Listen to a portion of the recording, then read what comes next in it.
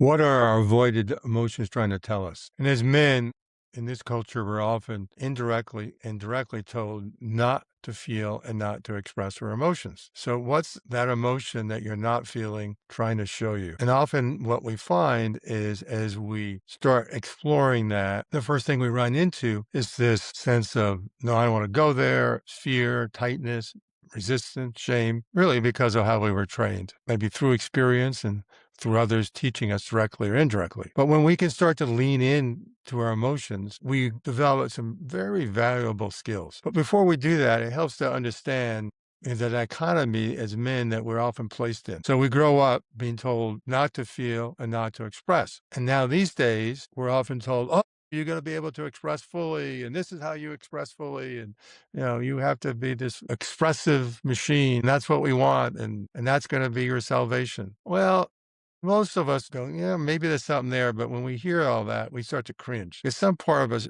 knows that that's not also what we really need. And what often is not told with that is some of the people that are the most expressive are also disconnected from their more authentic emotions, maybe the more vulnerable emotions. And maybe they've learned to be overly expressive as their survival or coping mechanism. And so they come across as being very emotional, maybe emotionally intelligent, but you often leave going, I don't really trust them or I didn't really feel them. So there's something beyond the middle ground. It's really sort of a composite of both, where we're not sharing everything in this exaggerated way, but we're able to feel. And when need be, we're able to express what we feel and what we want. Now, we all might go, oh, that sounds great, but how do I do that? And the usual answer is, oh, you need to do therapy. And therapy can be very valuable. I've done it.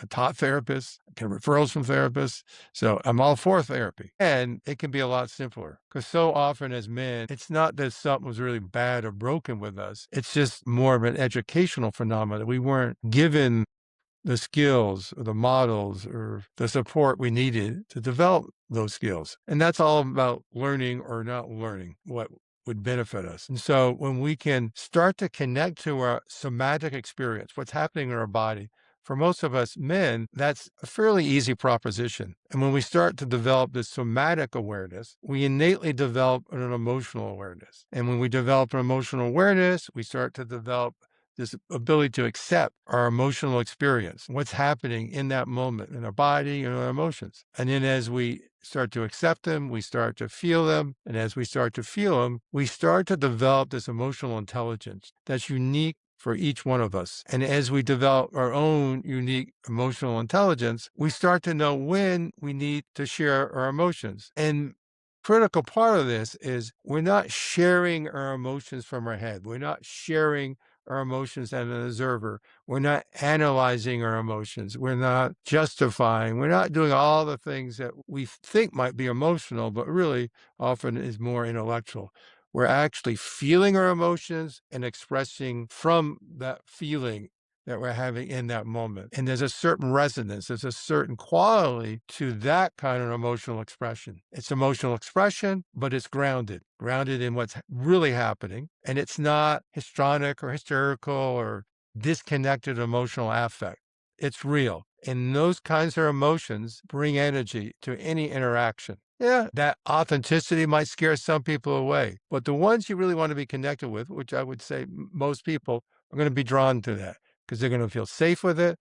They're going to feel the authenticity, and that's going to be at least an indirect invitation for them to do the same thing. And so as we develop and learn something that was never taught to us, these skills of how to utilize our emotions and how our emotions are really our allies and maybe become our superpower, we are developing a skill set that very few men have. And one of the quickest ways to do that is in a cohort of other men that are committed to doing that too. And we have that with our groups. I've been in these groups for over 30 years, started many and helped many more men start their own successful men's group. And the highest level of this is our integrated training, where we dive into all these skills. And yeah, some of the science behind it, but really it's not so much a didactical experience as it is a learning experience and a learning experience with other men to develop these connections so they become intrinsic in us. And then another part of the training is taking those skills, those awarenesses, and applying them to working with other people, one to one or one to many, as a therapist, as a coach, as a leader, as a facilitator. And it's amazing how powerful these skills are in those settings,